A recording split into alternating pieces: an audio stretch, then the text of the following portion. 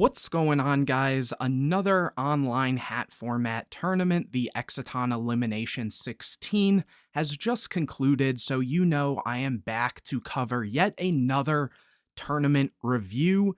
And today, while this wasn't the biggest event, again, I believe this one had, similar to the Pleiades payout that I covered last time, only about 15 players.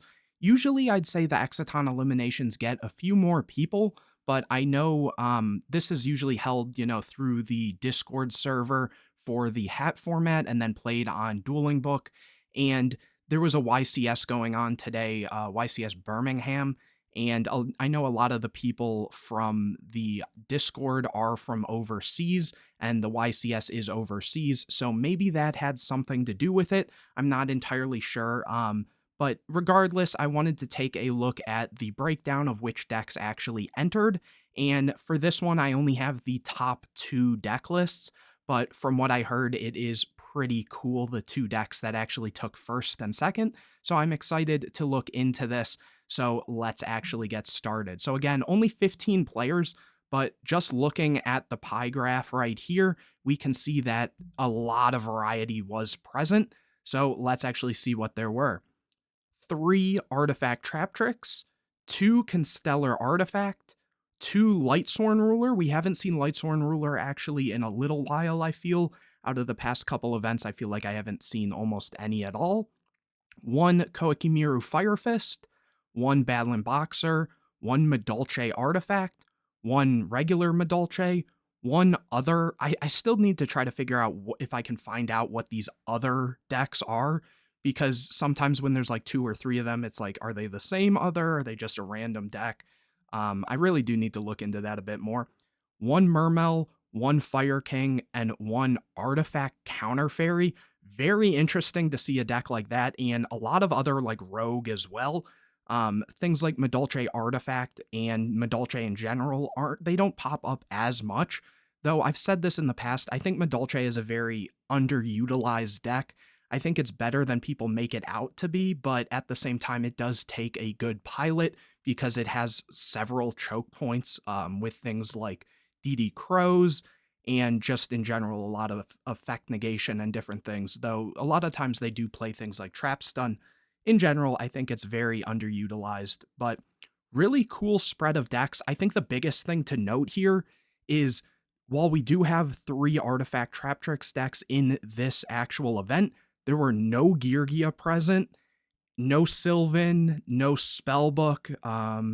Just very interesting to see. So we're kind of reaching that point where people are getting a little more sick of the basic decks, the so-called, hat and things, as well as Geargia, and we're turning it more into a wider variety of decks. So I always love to see that because a lot of cool innovation can come from that. But without further ado, let's move over here. And here, again, I only have the top 2 decks. First place was Constellar Artifact. Cool to see that. Different pilot from the person that got second place at the Pleiades payout. Last time it was Arum got second place. And this time we have Icaros in first. Hopefully I'm pronouncing that right. I apologize if not. And second place, Koikimiru Fire Fist from Blab. Really cool to see that. So yeah, 2 pretty interesting decks. I'm excited to go and actually look at these deck profiles, and at some point, hopefully this upcoming week, I will also be reacting to some of those top matches. So definitely make sure you're subscribed and looking out for those. But let's actually go and get into these deck lists. So starting out, we have first place here, the Constellar Artifact deck. Looking at this, we see 4 artifacts. So similar to Arm's list, he was also playing this. And actually, now that I'm kind of glancing at this deck, this might actually just be Arm's list, because Arm was playing the 3 Algiady, the 3 Cost, 3 Pollux, 3 Sombre, and no hand traps in the main. And then like 3, 3, 3, 2, 3, 1, 3, 3, 3. So this actually might just be Arm's list that Icaros chose to bring to this event. Maybe it just, it is a very solid list. I talked about it in the last video, so If that is the case, like even looking at the side deck, I see the 2 Xyz, I see the 1 Flying Sea. So yeah, this actually is just Arm's list, I believe. I apologize if I missed like 1 or 2 changes, but from what I can see here, it does look like the same list, which is really good. It means that this deck is consistent and it can do some good stuff. You know, if you're seeing the same list, like card for card topping, that usually means that it's a pretty set in stone list. It's, you know, good how it is. There can always be some sort of innovation, but looking at this list again, yeah, there's no changes that I can notice. The 2 artifacts, the hand traps in the side, the 2 Xyz, the breakthroughs, and the warning in the side, and even the extra deck, the Mavelis, the Ojama Knight, everything looks about the same. So I actually don't want to talk about this too much because I've talked about it in my last tournament review video, which if you haven't checked that out, I highly suggest doing so. But so I guess let's actually just move into second place here. The Koikimiru Fire Fist list, which already I'm seeing a handful of things that I want to talk about. So the monster count is very low on this deck. I see 2 Bear, 1 Wolfbark, 2 Crusader. A lot of builds will play 3, so seeing just 2 is interesting. The 1 copy of Ice and the 3 Urnite. Really low count. Like I said, not playing the 3rd Crusader, no hand traps. Very interesting to see that. For the spells, 3 Diamond Core, 3 Tenki, 1 Tensu, 3 Iron Core. I know a lot of builds will play 2, but I guess seeing that, you know, there's so few monsters, you want to take advantage of when you have Urnite. So having the core is good, and obviously it's important to have this. You don't really want to be discarding it or anything for some of the effects that need it. 2 copies of Duality. I like 2 Duality. Some builds will play 3, but going back to what I said, if you see multiple Urnite or Urnite in general, usually you want to be able to go and set up some form of Xyz turn 1 just to put something up. So I completely understand that. 3 Soul Charge, probably because of the low monster count. 3 Upstart just for consistency's sake. For the traps, 1 Bottomless, 1 Compulse, 3 Fiendish Chain. I definitely see Fiendish Chain because of, again, the low monster count. And I guess if you're thinking about what decks have been topping lately, things like Geargia and stuff, this is pretty good. Though I guess it kind of has the same problems as other things. And especially if there was a lot of artifact trap tricks and stuff in artifact decks in general, having all the back row removal makes this a little interesting. Also, seeing right away 3 copies of Phoenix Wing Windblast. A lot of times when decks play this, they like to play Breakthrough Skill because it's a good discard. Though, I guess it's so cool to see this, honestly, because Diamond Core has a grave effect that can protect your Koikimirus. Playing 3 cores means if you see extras, you can discard them and stack the opponent's deck. And this is something you barely ever see in the main, and that's 3 copies of Reckon Power, which if you guys don't know what this is, I believe it's either you reveal or discard an Iron Core, and then you destroy all set spell and trap cards your opponent controls. So again, seeing that there's been a lot of Geargia, a lot of H.A.T lately, and artifact trap tricks in general, the more grindy control decks, this was just a way it seems to counteract that. Just blow out all the back row when, you know, the opponent goes and summons a monster and sets 5.